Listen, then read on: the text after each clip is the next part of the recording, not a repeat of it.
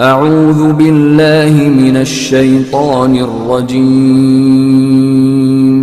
बिस्मिल्लाहिर्रहमानिर्रहीम मिनश्शैतानिर्रजीम बिस्मिल्लाहिर्रहमानिर्रहीम रब्बि इश्रह ली सदरी व यस्सिर ली अमरी वहलुल उक़्दतम मिन लिसानी यफ़क़हू क़ौली रब्बि ज़िदनी इल्मा रब्बि ज़िदनी इल्मा रब्बि ज़िदनी इल्मा। आज 11 जून 2022 है और अल्लाह की तौफीक से जो हम अपना 15 रोज़ा दर्स करते हैं उसका इनकाद हम अपने वक्त मुकर्रर पे कर रहे हैं। सूरह निसा हमारी चल रही है, आयत नंबर 42 तक हम पढ़ चुके हैं।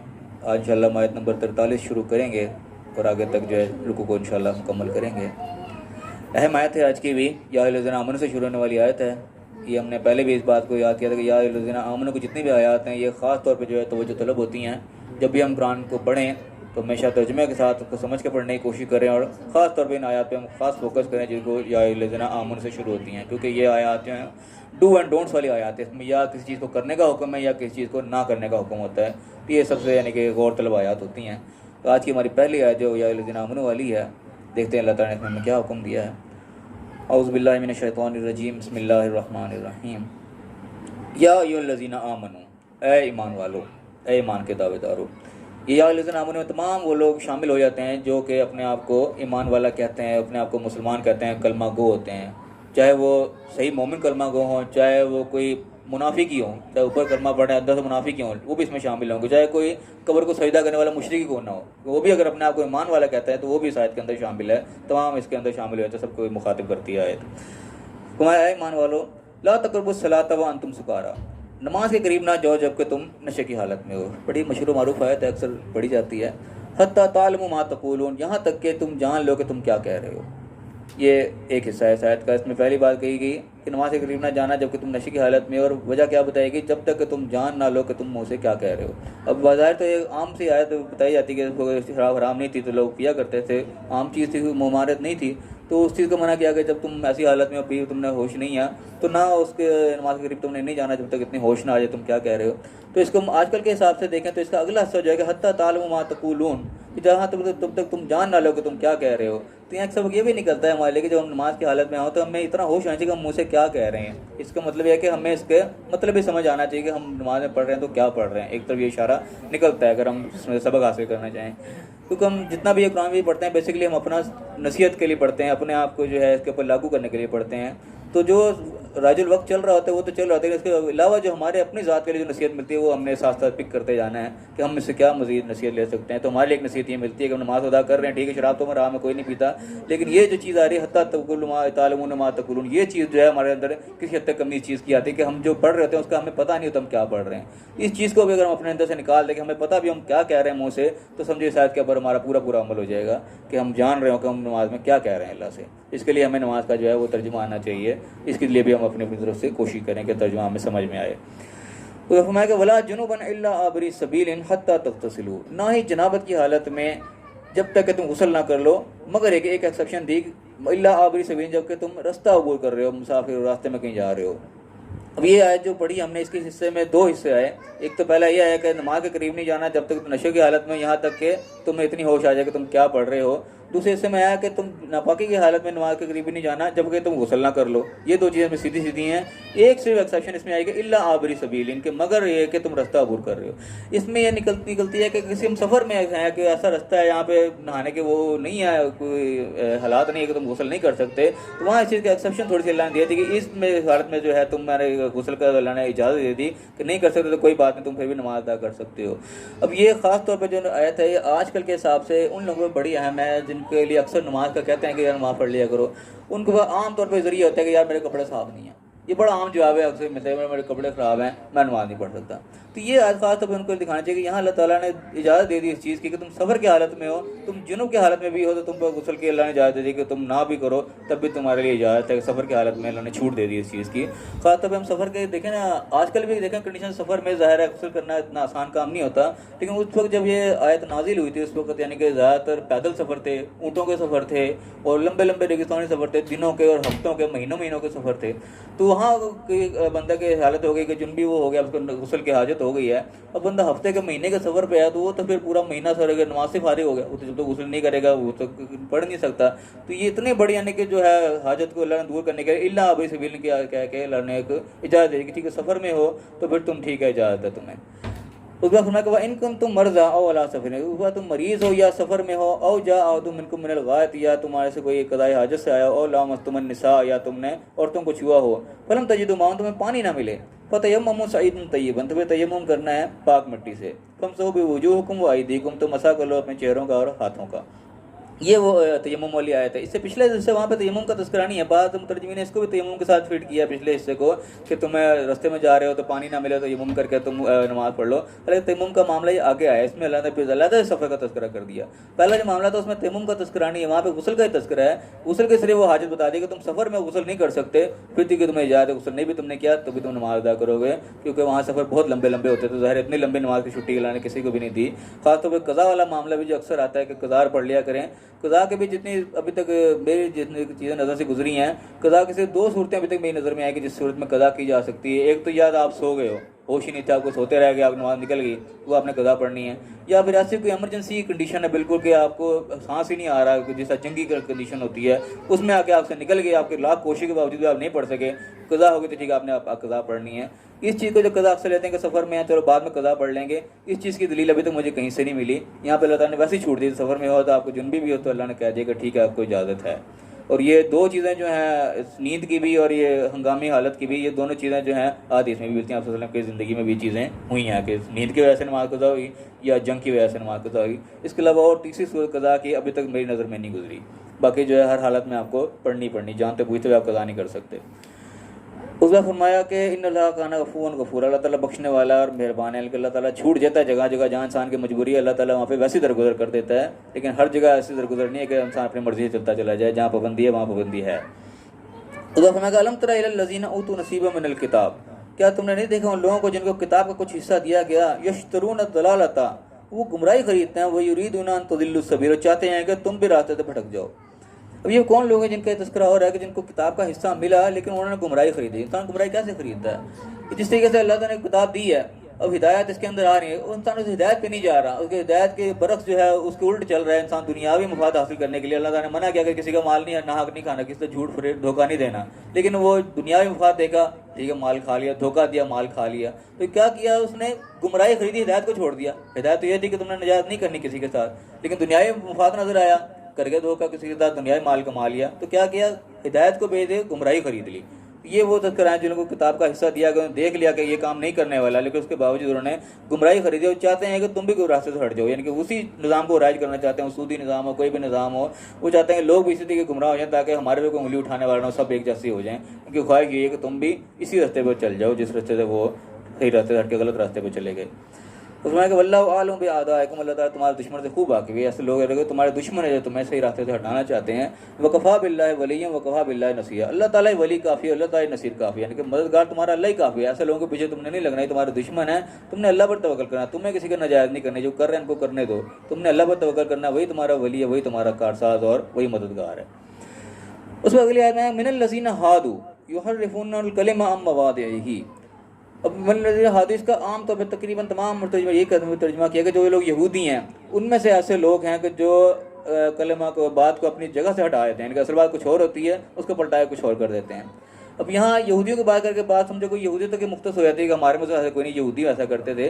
लेकिन यहाँ हम आयात के अल्फाज से गौर करें, मिनल लज़ीना हादू के अल्फाज है, यहाँ पे यहूदी का अलग से खास वर्ड नहीं आया, कि यहूदी का लफ्ज़ कुरान में अलग भी इस्तेमाल हुआ है। इब्राहीम अलैहिस्सलाम के बारे में आता है कि वमा काना इब्राहीम यहूदियों वला नसरानियों वला रसूलुल्लाह हनीफ मुस्लिमा, कि इब्राहीम अलैहिस्सलाम थे ना वो यहूदी थे ना नसरानी थे बल्कि वो हनीफ मुस्लिम थे। वहाँ बाकायदा अल्लाह ने यहूदी का लफ्ज़ पूरा पूरा लिखा है। इस तरह एक और आता है कि तेरे से ये यहूदी ईसाई कभी राज़ी नहीं होंगे जब तक तो उनकी मिलत की पैरवी ना शुरू कर दे, वहाँ भी बाकायदा यहूदी का पूरा लफ्ज़ है। तो यहाँ पे खास यहूदी का लफ्ज़ नहीं आया कि हमको यहूदियों तक ही महदूद रखें, बल्कि आया मिनल लज़ीना हादू।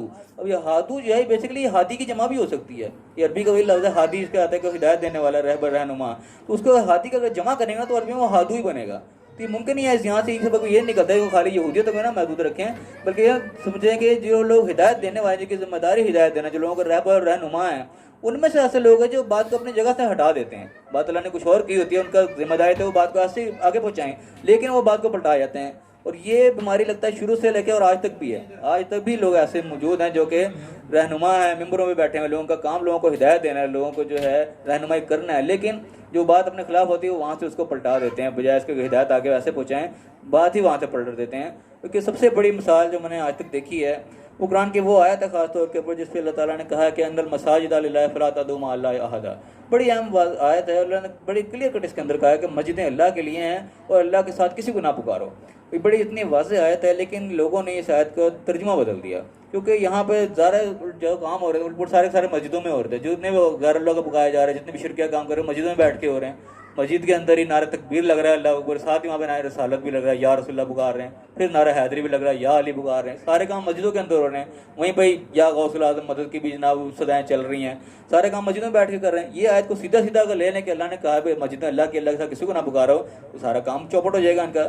वहाँ पर उन्होंने तर्जुमा ही चेंज कर दिया, बोला तू अल्लाह का तर्जुमा कर दिया कि अल्लाह के साथ किसी की इबादत ना करो। हालांकि वहाँ पे ताबुदू के अल्फाज नहीं है, वहाँ पे वदू के अल्फाज हैं कि अल्लाह किसी को ना पुकारो। तो ये इतनी बड़ी यानी कि तहरीफ की गई कि बिल्कुल लफ्ज़ का कुछ नहीं कर सके, उन्होंने इसका तर्जुमा ही बदल दिया। तो ये वो लोग हैं मुनल्लज़ीना हादू में शामिल, इनका काम लोगों को हिदायत देना, लोगों को रहनुमाई करना है, लेकिन क्या क्या वही क्या युहर्रिफून कलिमा मवादे, बात को उसकी जगह से हटा दी, जो बात अल्लाह ने कही थी उसको भी पर्दा डाल दिया, उसकी बात ही पलट दी और अपना काम को चालू रखा। तो ये वो लोग भी इसके अंदर शामिल हो सकते हैं, बजाय इसके सिर्फ यहूदियों तक ही महदूद रखें। तो ये लोग भी शामिल है जिनका जिम्मेदारी लोगों को हिदायत देना है, लोगों की रहनुमाई करना है। लेकिन ये चीज़ है जो वाज़ेह तौर पर नज़र आती है आज तक लोगों ने अपने खिलाफ जो बात की कि इसको ऐसे ले लेंगे तो सारे मामला चौपट हो जाएगा, उसको वहाँ से साफ़ ही कर दिया। तो ये वो लोग हैं, वो यकूल उन्हें कहते हैं ये लोग समय ना वासना, हमने सुना और हमने नहीं माना, वो वसमा गैर मुस्मिन, और सुनो हमारे बात सुनाओ नहीं, राइना लय्यम बेअलसिनातिम, राइना कहते हैं अपनी ज़बानों को मरोड़ते हुए, वतानन फी दीन, दीन में ताना करते हुए, यानी कि वहाँ के मौजूदा लोग से इस तरह की हरकत करते थे। लेकिन असल काम भी जो है मेन पॉइंट वो आजकल के लोग भी करते हैं कि समेना वासना वाली बात करते हैं कि सुन लिया लेकिन नहीं माना, बात समझ आ गई क्या हो रही है लेकिन उसको नहीं माना, उसको पलट दिया। तो ये चीज़ आज तक लोगों के अंदर मौजूद है। ये बड़ी यानी कि तशवीशनाक बात है कि अल्लाह की बनाई हुई चीज़ को, बात को पलट के दूसरी जगह कर देना बहुत बड़ा जुर्म है, अल्लाह के यहाँ काबिल माफ़ी चीज़ नहीं है जिसकी माफ़ी नहीं होगी। तो हमें कि वलो अन्नहुम क़ालू समिअना व अताना, अगर ये कहते कि हमने सुना और हमने अताअत की, हमने मान लिया, वस्मा और बात सुने, वंजुरना और हमें मोहलत दें, लकाना खैरुल लहुम, तो उनके हक़ में बेहतर होता है कि अदब के दायरे में रहते हैं, बात को सुनते हैं और मानते हैं, और कोई नहीं मानने वाले तो उसके लिए मोहलत लेते कि हमें समझ नहीं आ रही है, आप मोहलत दें, हम बाद में बात कर लेंगे, तो इनके हक़ में बेहतर थी। लेकिन क्या हुआ, वक़्त और ज़्यादा सीधी भी थी, वला कि लानहुम अल्लाह बिकुफ्र, बल्कि अल्लाह ने लानत कर दी इनके ऊपर के कुफ्र की वजह से, ना मानने की वजह से इनके बल्ला की रहमत आने के बंद हो गई। फला युमिनूना इल्ला कलीला, तो बात को मानते नहीं, ईमान नहीं लाते मगर बहुत थोड़ा।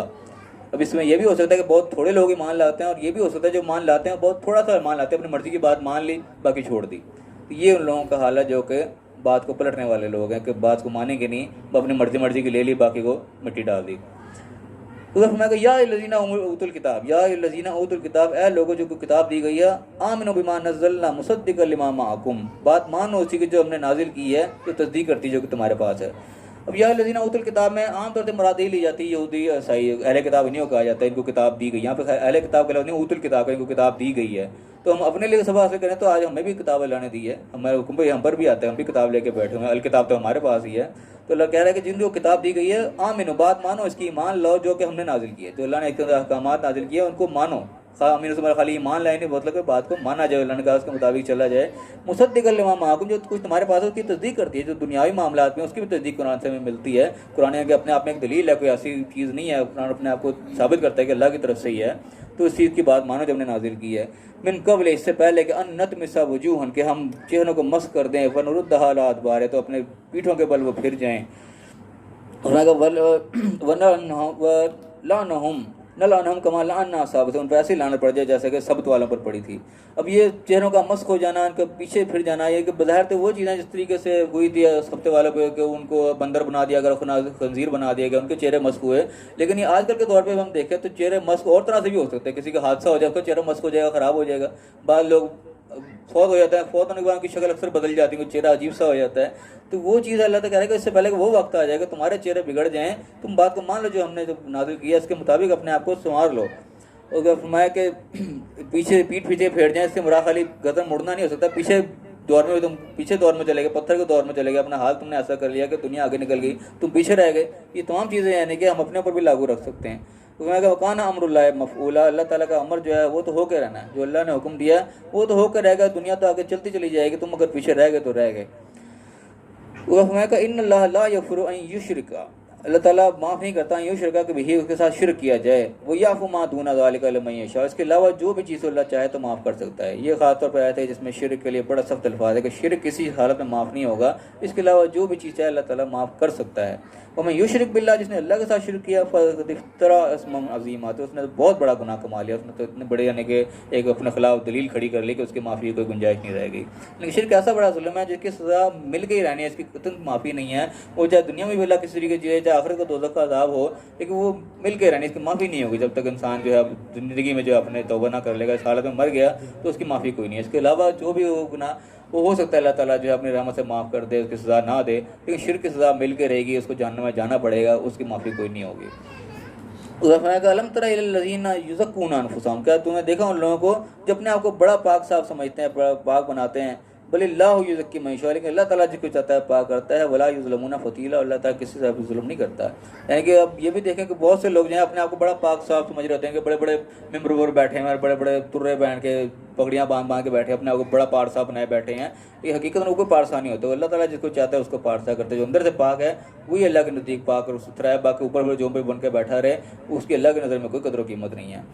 तो मैं उनसुर कैफ यफ्तरूना अल्लाह कज़िबा, देखो अल्लाह के ऊपर कैसा झूठ बांधते हैं, यानी कि अपने बड़े बड़े मंबर बना के बैठे हुए अल्लाह की बातें बयान कर रहे हैं, एक बयान झूठ कर रहे हैं, वो बात है ही नहीं जो बयान कर रहे हैं, अपने पास के बयान करके कर रहे हैं। इसमें एक बात अक्सर ऐसी भी आती है कि इंसान लोगों को माल खा रहा है, इतना लगा है बेमानी शैतानी में, कहती कि अल्लाह बड़ा गफूर रहीम है, ये भी अल्लाह को झूठ बांधने वाली बात है। अल्लाह इस तरीके से गफूर रहीम नहीं है कि तुम अपनी मर्जी की ज़िंदगी गुजारे जा रहे हो, अल्लाह गफूर रहीम समझा हुआ है। अल्लाह उन्हीं के लिए गफूर रहीम है जो उसकी बात को मान के चल रहे हैं, उनसे कोई गलती कोताही होगी तो उनके लिए गफूर रहीम है। ये अल्लाह के ऊपर झूठ है कि इंसान अपनी मर्जी की ज़िंदगी गुजारे जाए, कहे जिन्हें अल्लाह बड़ा माफ़ करने वाला है, ऐसा को अल्लाह माफ़ करने वाला नहीं, ऐसे के लिए वो शदीदुल इक़ाब भी है, ऐसे के लिए वो वाहिदुल क़हार भी है, वो भी उसी के सिफ़ात हैं। तो अल्लाह ताला हर जगह के लिए गफूर रहीम नहीं, वरना इतनी बड़ी बड़ी कौमें हलाक क्यों करता है, सबके लिए गफूर रहीम ही था। तो अल्लाह ताला इस तरीके से गफूर रहीम नहीं, ये भी अल्लाह के ऊपर एक झूठ बांधने वाली बात ही है। फिर मैं वकफ़ा भी इसम मुबीना, और ये गुनाह उसके लिए काफ़ी है कि अल्लाह के ऊपर झूठ बांध दिया जाए, उसकी पकड़ के लिए यही गुनाह जो है वो बहुत है, वाज़ेह है। तो फिलहाल हमारा ये यहाँ पे ख़त्म होता है, मुख्तसर रुकू था छोटा ही, लेकिन इसके जो मेन पॉइंट्स हैं उनके अंदर हमसे एक दफ़ा निगाह डालने का असर हमारे लिए क्या इनमें सोचने वाली बात। सबसे पहले अल्लाह ताला ने या अय्युहल्लज़ीना आमनू कह के करी, सबसे पहले ईमान वालों को मुखातिब किया। पहली बात है कि नमाज से करीब नहीं जाना जबकि तुम नशे की हालत में हो, और यहाँ तक कि जब तक तुम ये ना जान लो कि तुम मुँह से क्या कह रहे हो। तो इसमें पहला सबक हमारी ये निकलता है कि हमें जो मुँह से कह रहे हैं हमें उसका इल्म होना चाहिए, अगर हम अपने लिए सबक हासिल करें। वैसे तो हम शराब तक ही महदूद करें तो बात वहीं ख़त्म हो जाती है, कि अगला जो बात है वो हमारे ऊपर लागू होती है कि हम समझें जो हम मुँह से कह रहे हैं, हमें पता होना चाहिए, अल्लाह की ये डिमांड है हमारे से, समझे किस्म की। तो फरमाया कि जब जनाबत की हालत में भी हो तब भी जब तक गुस्ल ना कर लो तब तक तुम नमाज करीब नहीं जाना, इल्ला आबरी सबिल, मगर है कि तुम सफ़र में हो, रास्ते को भूल कर रहे हो, फिर लगता है इजाज़त है कि एक्सेप्शन मौजूद है। उसके बाद फरमाया कि तुम मरीज़ हो या सफ़र में हो या कोई मुख्तलिफ बातें बजाएं जहाँ पे नापाकी है, और तुम्हें पानी ना मिले, तो पानी ना मिलने के वजह जो है वो तयम्मुम का यहाँ पे आर्डर है कि पाक मिट्टी से तुम इसका कसरत करो, अपने हाथों को चेहरों को मसा कर लो, तब भी अल्लाह को ये कबूल है। इन्नल्लाह अफ़ून गफ़ूर, अल्लाह ताला माफ़ करने वाला, बख्शने वाला है, यानी कि अल्लाह ताला आसानियाँ दे रहा है जगह जगह पे। और फरमाया कि तुमने उन लोगों को देखा जिनको किताब का कुछ हिस्सा मिला लेकिन उन्होंने जो है गुमराही खरीदी। ये वो लोग जिन्होंने हिदायत को नहीं माना, दुनियाई मफाद में जो है उसी गुमराही में पड़े, तो गोया कि अल्लाह की किताब से उन्होंने गुमराही को ख़रीदा, हिदायत को नहीं लिया। और चाहते क्या हैं कि तुम भी रास्ते से भटक जाओ, तुम भी उन्हीं जैसे हो जाओ। तो अल्लाह ताला तुम्हारे ऐसे दुश्मनों को खूब जानता है कि अल्लाह ने कहा कि वही तुम्हारा वली, वही तुम्हारा नसीहत, तुम्हारा मददगार वली अल्लाह ही है। तुमने अल्लाह के ऊपर ही भरोसा करना है, इन लोगों को तुमने पीछे नहीं लगना है, तुम्हारे दुश्मन है, खुद में मरेंगे और तुम्हें भी मरवाएंगे। वो हमें कि हादू, यहाँ पे ये आज खास तौर पे है कि यहूदियों के बारे में इसको ज़्यादातर रखा गया। यहूदियों में से ऐसे लोग हैं जो बात को अपनी जगह से पलट देते हैं, हालांकि बात खाली यहूदियों तक नहीं है। मिनल लज़ीना हादू का हमने दूसरी जगह कि हिदायत करने वालों के भी जमा का सीगा हो सकता है। तो ये हिदायत वाले हर कौम में है, यहूदियों में भी हैं, ईसाइयों में भी हैं, मुसलमानों में भी हैं, जिनकी जिम्मेदारी है लोगों को हिदायत पहुँचाना, उनकी रहनुमाई करना। तो उनका तस्करा भी हो सकता है। वो लोग हैं जो कि बात को अपनी जगह से पलट देते हैं। इसकी हमने मिसाल देखी कि मस्जिदों वाली आयत को उन्होंने कैसे पलटा है, और बाकायदा तर्जुमे कुरान में लिखे हुए हैं ये। उस वक्त मैं कि वो क्या कहते हैं कि हमने सुना, हमने नहीं माना। इनका दिल यानी अंदर से ये कह रहा है कि सुन लिया, हमने माना कोई नहीं है। और उसके बाद फरमाया कि बाकी उनकी गुस्ताखियाँ बताएं किस तरीके से करते हैं कि सुनो हमारी बात और ज़बान को पलट के करते हैं। तो अल्लाह ने कहा कि इसके बदले ये कहते हैं कि हमने सुना और हमने मान लिया। बात को मान लेते तो क्या था, कहते सुनो और हमारी मोहलत मांगते, कुछ चीज़ नहीं समझ में आ रही इसके लिए मोहलत ले लेते, तो ये उनके लिए बेहतर बात थी और बड़ी सीधी बात थी। लेकिन ये इस तरफ आए नहीं, अल्लाह ने इनकी लानत कर दी इनके कुफर की वजह से, इनकी नाशुक्री की वजह से, उनके इनकार करने की वजह से इनकी तौफीक ही नहीं मिली इतनी कि अल्लाह की तरफ से मोहलत ले लेते, थोड़ी सी की बात समझ लेते। तो फरमाया कि बहुत कम ये बात को मानते हैं। उसके बाद फरमाया कि जिन लोगों को किताब दी गई है सबको मुखातिब करके अल्लाह ने कहा कि जिनके पास किताब मौजूद है, तो ख़ास तौर पर हम भी यानी कि इसके अंदर आगे हमारे पास भी किताब मौजूद है, कहा कि बात को मान लो इसकी जो हमने नाजिल की है, कोई जो तुम्हारे जो बात मौजूदा चीज़ों की भी तस्दीक करती है, इससे पहले कि वो वक्त आ जाए कि चेहरे बिगड़ जाएँ, यानी कि अल्लाह की तरफ से आखिरी वक्त आ जाए उससे पहले इसको मान लो। और तुम्हारे पे ऐसे यानी कि अल्लाह की तो लानत पड़ जाए जैसे सबत वालों पे हफ्ते वालों पर पड़ी थी। हफ्ते वाले का एक अलग भी यानी कि वाक़या मिलता है कुरान के अंदर, फिर आगे जाके पढ़ेंगे। बल फिलहाल अल्टीमेटम यह है कि उससे पहले आखिरी वक्त आ जाए तुम उस चीज़ को मान लो जो अल्लाह ने नाजिल की है। मानेंगे ज़ाहिर हम जब उसको पढ़ेंगे समझेंगे फिर मानेंगे भी। तो इस तरह भी तवज्जो है कि इसको लाजमी हम देखें कि अल्लाह ने हमसे डिमांड क्या की है। तो फरमाया कि अल्लाह ताला शिर्क कभी माफ़ नहीं करेगा। इसके अलावा कोई भी चीज़ अल्लाह ताला अपने रहमत से चाहे माफ़ कर देगा, चांस है माफ़ होने का, लेकिन शिर्क का कोई चांस नहीं। जिससे शिर्क हो गया वो क्या, उसके लिए माफ़ी कोई नहीं है, उसको सज़ा मिल के ही रहनी है, उसकी माफ़ी किसी सूरत नहीं होनी। तो उसने बहुत बड़ा गुनाह कमा लिया। वह फरमाया कि उन लोगों को देखा जो अपने आप को बड़ा पाकसाज़ समझते हैं, वो भी लोग हम देख रहे हैं कैसे लोग जो अपने आप को बड़ा मोज़्ज़ब और बड़ा समझते हैं कि हम बड़े पासा हैं। लेकिन अल्लाह ने कहा कि अल्लाह जिसको चाहता है वो पाक करता है और किसी के साथ अल्लाह ज़रा बराबर भी जुल्म नहीं करता। तो वह फरमाया कि कैसे लोग अल्लाह के ऊपर जो झूठ बांधते हैं, और जिसने अल्लाह के ऊपर झूठ बांधा उसने तो फिर खुला जो है गुनाह कमा लिया, उसके तो फिर माफ़ी का कोई इम्कान नहीं है। अल्लाह ताला दुआ है जो हमने पढ़ा है इसको सही समझने की है और मैं सही इससे अपनी इस्लाह करने की तौफीक अता फरमाए, जो हक बात है हमें दूसरों तक पहुँचाने की तौफीक अता फरमाए और दुनिया आखिरत अल्लाह ताला दोनों जगह हमें कामयाबी अता फरमाए। और किसी ने इस रुके के मुतालिक कोई सवाल करना है तो वो कर सकता है। व आखिर दावाना अल्हम्दुलिल्लाहि रब्बिल आलमीन।